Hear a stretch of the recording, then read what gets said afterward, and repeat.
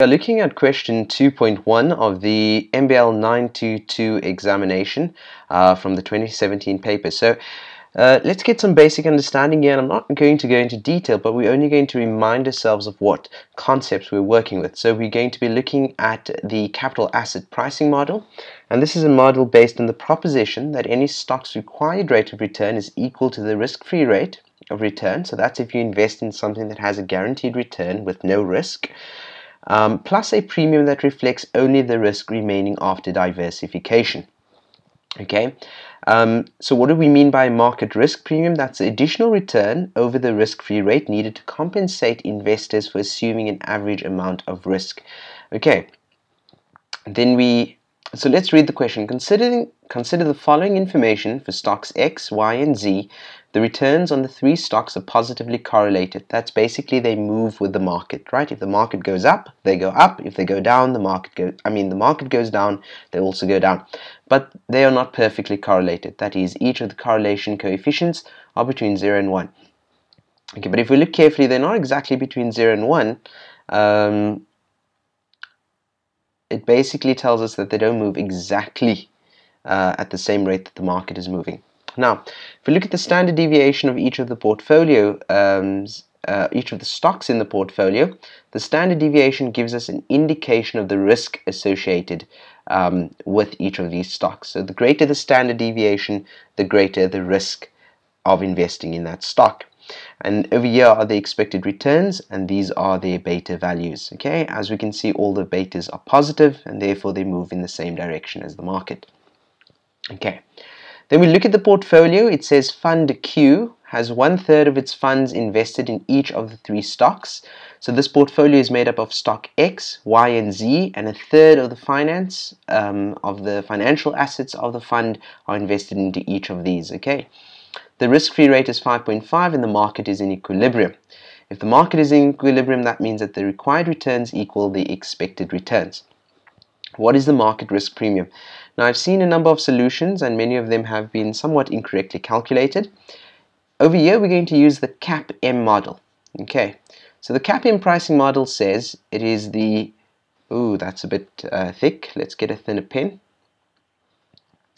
It is basically the... what is the notation used?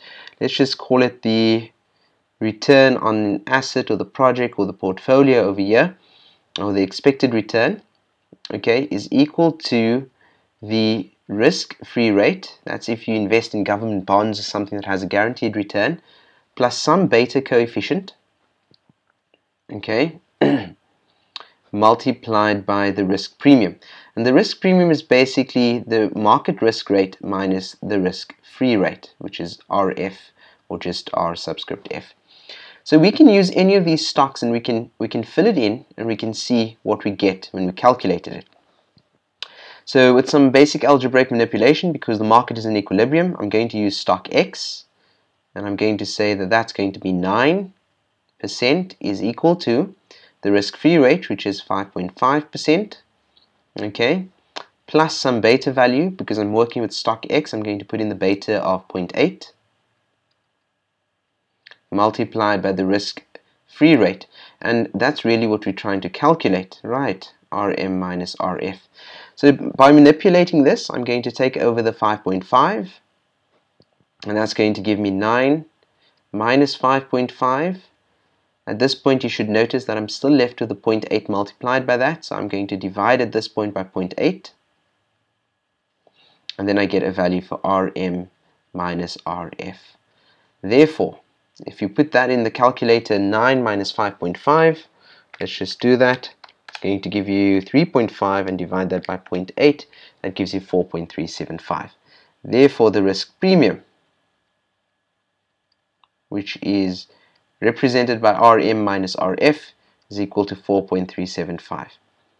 Okay, now that's one way of calculating it. I'm going to show you another way, the same way, but what I'm going to do is I'm going to use another stock. Let's do it with stock Y. Okay, so let's just write out the formula for the CAP-M model over there. Let's just remember it is the expected rate of return is equal to the risk-free rate plus some beta coefficient multiplied by the risk premium that is associated with that.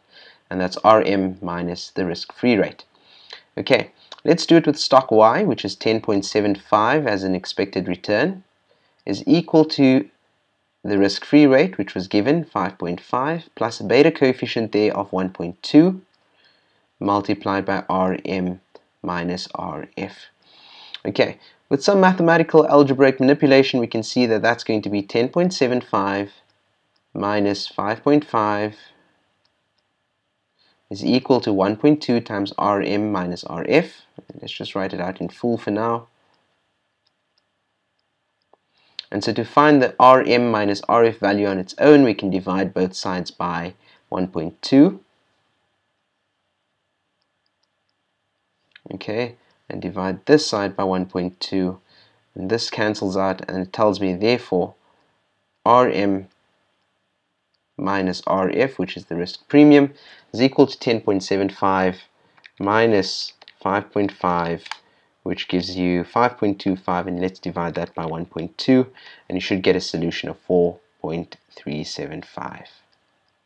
Okay.